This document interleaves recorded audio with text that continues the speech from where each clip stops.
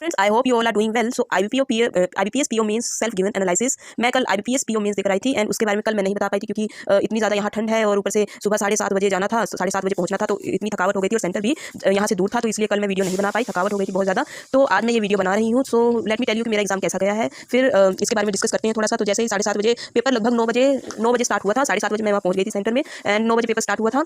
तो उसके बाद फिर जब पेपर स्टार्ट हुआ तो सबसे पहले जो सेक्शन था वो रीजनिंग आया था, रीजनिंग का सेक्शन, जिसमें से मैंने टोटल जो क्वेश्चन अटेम्प्ट किए हैं रीजनिंग के वो 16 अटेम्प्ट किए हैं एंड इसमें मैंने एक पजल की है 2 मार्क्स के, 3 क्वेश्चंस थे शायद से एंड एक और पजल की थी जो कि जिसमें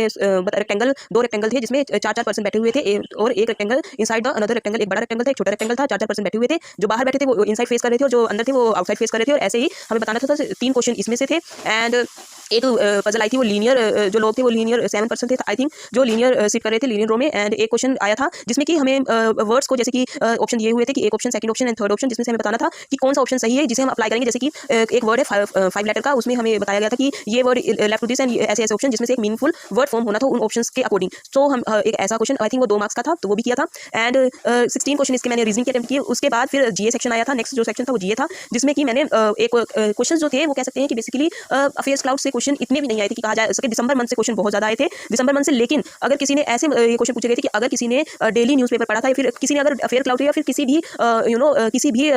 PDF से, कहीं से भी, किसी भी सोर्स से अगर पढ़ा था, सो उसमें से आप ज्यादा क्वेश्चन अटेम्प्ट नहीं कर पा रहे थे क्योंकि जो क्वेश्चन आए थे वो डीप पूछे गए थे। डीप पूछे गए थे मतलब कि अगर एक क्वेश्चन आया था कि पूछा गया था कि जो पहली बार बजट जो है वो जैसे फेब में पेश किया गया था, ऐसा करके एक क्वेश्चन था। लोकसभा राज्यसभा करके क्वेश्चन एक आया था कि कितने उसके सेशन होते हैं। एक क्वेश्चन आया था जैसे कि पूछा गया था कि आपका ये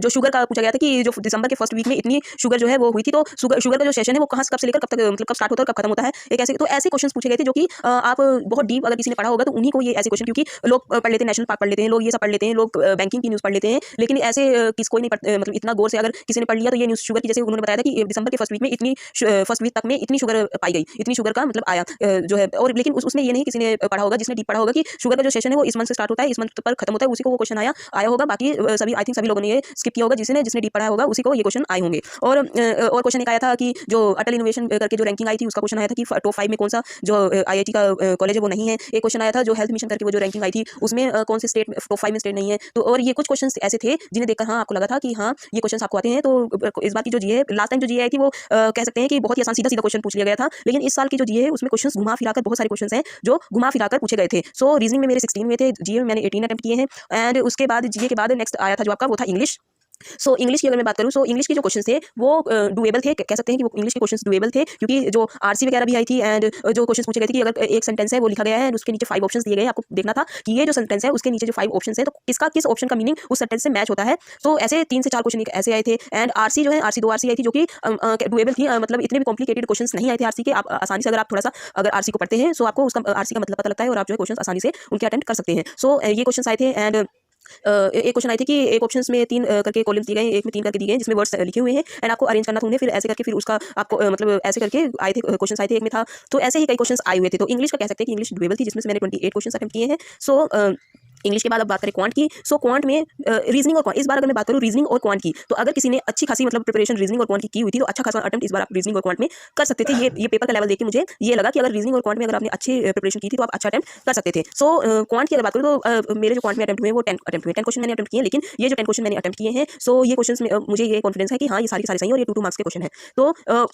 एक या फिर 2 1 मार्क्स होंगे, बाकी जितने भी सारे क्वेश्चन हैं वो 2 मार्क्स के क्वेश्चन मैंने अटेम्प्ट किए हैं। लेकिन अटेम्प्ट जो ये क्वांट सेक्शन है, क्वांट सेक्शन में अगर मैंने ये बात देखी कि 8 से 9 क्वेश्चन ऐसे और थे जिन्हें मैं अटेम्प्ट कर सकती थी, जो कि हाँ मुझे इतना था कि हाँ 8 से 9 क्वेश्चन अगर थोड़ा सा टाइम मुझे और मिल जाता तो ये 8 से 9 क्वेश्चन मैं और अटेम्प्ट कर लेती। सो इसमें ये बात का मुझे थोड़ा सा लगा कि फर्स्ट टाइम मेरा PO मेंस था, सो इसकी थोड़ा सा कि पेपर कैसे होगा क्या होगा उसकी थोड़ा हाँ नर्वस भी थी मैं, लेकिन मैंने अपने आप को ये ऐसा पहले ही बना लिया था कि जो क्वेश्चन मुझे लगता है कि हाँ मुझसे हो जाएंगे और जो थोड़े कॉम्प्लिकेटेड से लग रहे हैं उन्हें मैं अटेम्प्ट नहीं करूँगी। क्वांट में जैसे कि पहले क्या हुआ था कि मैंने एक DI देखी जो शेयर वाली DI आई थी, तो पहले उसे मैंने देखा तो मुझे लगा कि यार ये मुझसे नहीं हो पाएगी, इसे मैं स्किप कर दूँ। लेकिन जब मैंने उसका क्वेश्चन चेक किया, क्योंकि वो DI देख के ऐसा लग रहा था कि यार ये तो कॉम्प्लिकेटेड से DI लग रही है, लेकिन जब मैंने उसके क्वेश्चंस देखे तो क्वेश्चंस देखने के बाद मुझे लगा कि अरे ये तो इसके क्वेश्चन में ही इसका आंसर छुपा हुआ है। एंड देन फिर मैंने उसका, क्योंकि आपको फॉर्मुला सारा कुछ दिया हुआ था कि जो आपका प्रॉफिट है वो मार्केट वैल्यू ये सारे का फॉर्मुला और ये ऐसे आपको निकालना, ये पहले से ही आपको दिया हुआ था, बस आपको वो अप्लाई करके वैल्यूज को पुट करना था एंड आपका आंसर आ जाना था। और ये 2 मार्क्स के क्वेश्चंस थे। तो फिर जब ये मुझसे सोल्व हो गई DI एंड इसके मैंने क्वेश्चंस अटेम्प्ट किए तब थोड़ा सा हाँ अच्छा फील हुआ कि हाँ 2 मार्क्स की कोई मैंने DI अटेम्प्ट की है। एंड नेक्स्ट उसके बाद फिर जब मैंने एक और DI आई थी, ये तो बहुत सिंपल सी DI थी कि बॉयज एंड गर्ल्स का दिया हुआ था एंड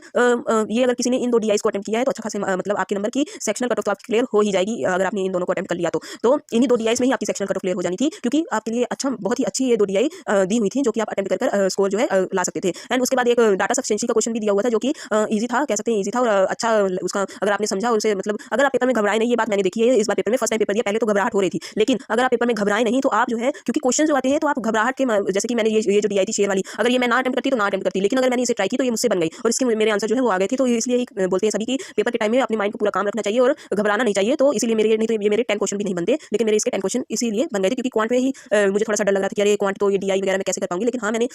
घर में थोड़ी ये मेंस लेवल की 3 घंटे बैठकर वैसे ही पेपर जैसे होता है वैसे सोल्व करने की और ऐसे ही मैंने प्रैक्टिस करने की कोशिश की थी पहले ही पेपर के पहले कि हाँ जब ये जो 3 घंटे का टाइम होता है 3.5 घंटे का, तो इसमें सबसे ज़्यादा यही होता है कि आप थोड़ा फ्रस्ट्रेट हो जाते हैं क्योंकि सबसे ज़्यादा तो एक वो होता है कि GA के टाइम में आपके पास इतना सारा टाइम होता है और क्वेश्चंस में भी ये होता है GA में कि आपके 40 क्वेश्चंस होते हैं और उसमें से जैसे कि मैंने 18 क्वेश्चन किए, सो आप जो है बार बार जैसे कि आपने पहले रीजनिंग कर ली तो रीजनिंग में आपकी 16, तो ये जो GA का सेक्शन होता है यही आपको आगे बढ़ा भी सकता है डुबा भी सकता है। जैसे कि अगर 18 क्वेश्चन मैंने किए और अगर मैं सोचती कि अरे मैंने 16 क्वेश्चन रीजनिंग में किए मुझसे नहीं आगे होगा तो मैंने GA के तुक्के मार दिए सारे क्वेश्चन, अगर मैं 40 तुक्के मार देती तो ये मेरी सबसे बड़ी बेवकूफी होती है। और इतना सारा टाइम होता है कि आपको बैठकर उन्हीं क्वेश्चन को बार बार रिपीट में देखो, बार बार उन्हें ये करो, तो उसमें टाइम सबसे ज्यादा तो यही बड़ा बोरिंग सा टाइम कि आपको क्वेश्चन भी नहीं आ रहे हैं और आप जो है इसमें बैठे हुए हैं, तो यही टाइम जो होता है यही थोड़ा सा टाइम बड़ा लंबा सा समझ में आता है। उसके बाद तो फिर जब इंग्लिश का सेक्शन और क्वांट का सेक्शन का तो पता ही नहीं चलता कि कब टाइम चला गया, तो उसमें तो इंग्लिश एंड क्वांट में लगता है कि अरे थोड़ा सा और टाइम मिल जाता तो और क्वेश्चन हो जाते, यही फील मुझे हुआ। एंड उसके बाद जब ये सारा हो गया उसके बाद डिस्क्रिप्टिव आया, तो डिस्क्रिप्टिव में पहले लेटर आई एंड उसके बाद ऐसे था। सो आप कोई भी पहले कर सकते थे, तो मैंने पहले लेटर की क्योंकि फर्स्ट टाइम मैंने दिया था, तो जैसे ही पेपर ओवर हुआ तो टक टक टक टक टक करके ऐसी आवाजें आनी शुरू हो गई कि पूरा मतलब जो हॉल था जहाँ पर सभी बैठे हुए थे तो ऐसे एकदम से ऐसे लगा कि हाँ सबने मतलब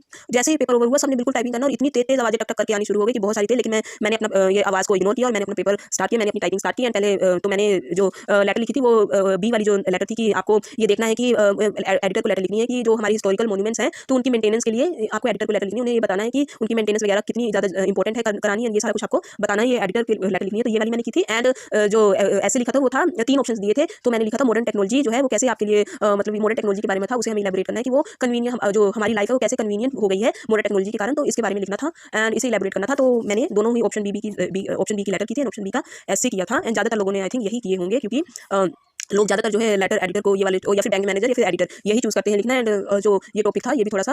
ऐसा था कि लोग बहुत अच्छे से इसे लिख सकते थे, तो ज़्यादातर लोगों ने यही किया होगा। तो ये था मेरा एग्जाम। एंड अब पता नहीं क्या होने वाला है क्योंकि थोड़ा सा ऐसे में मैंने थोड़ा सा ये ब्लंडर कर दिया कि उन्होंने 250 वर्ड का बोला था एंड मैंने 200 वर्ड का ही लिखा है। सो इसमें पता नहीं क्या होगा कि मेरे 50 वर्ड्स, क्योंकि फर्स्ट टाइम मैंने लिखा एंड मुझे इतना नहीं था कि इतनी जल्दी टाइम आधा घंटा का टाइम, मुझे लगा था कि यार हाँ 250 वर्ड का ही तो लिखना है। सो इसमें थोड़ा सा अगर मेरा थोड़ा सा और टाइम होता तो 240 तक ही वर्ड चले जाते तो बहुत अच्छा था, लेकिन मेरा थोड़ा 50 वर्ड्स कम हो गए हैं, तो इसी की थोड़ा सा टेंशन है। बाकी तो चलो कोई बात नहीं, जो होगा सो देखा जाएगा। सो अब जब रिजल्ट आने का इंतजार होगा क्योंकि फर्स्ट PO मेंस था मेरा एंड पता नहीं क्या होने वाला है, क्योंकि अगर आपने सेक्शनल कट ऑफ अगर आपकी क्लियर होगी तभी डिस्क्रिप्टिव ऐड होता है। डिस्क्रिप्टिव की ही थोड़ी सी टेंशन है कि अगर कहीं डिस्क्रिप्टिव में की आपकी इधर से क्लियर हो जाए डिस्क्रिप्टिव क्लियर ना हो, तो फिर यही थोड़ा सा लग रहा है। बाकी तो चलो देखेंगे कि क्या होता है। फर्स्ट PO था, एक्सपीरियंस भी हो गया एंड कि हाँ कैसे मेंस का पेपर कैसे देते हैं और क्या कैसे होता है। सो हाँ ये बात अच्छी लगी मुझे कि हाँ थोड़ा सा मुझे ये भी था कि फर्स्ट मेंस था एंड मैंने जो अपनी परफॉर्मेंस दी तो मुझे ऐसा लगा कि मेंस में क्वांट एंड रीजनिंग में और भी ऐसे क्वेश्चन थे जो मैं अटेम्प्ट कर सकती थी। सो यही थोड़ी सी चीजें अब आगे भी जो एग्जाम्स होंगे तो उसमें मुझे हेल्प होगी, आगे के जो एग्जाम्स होंगे। सो हाँ अगले साल के लिए मैंने मेंस में कैसे क्या करना होता है इसकी तो थोड़ी बहुत जानकारी मुझे हो ही गई है। सो नेक्स्ट वीडियो में मिलेंगे, अब आगे देखते हैं रिजल्ट कब आएगा इसका एंड क्या कैसे होगा। और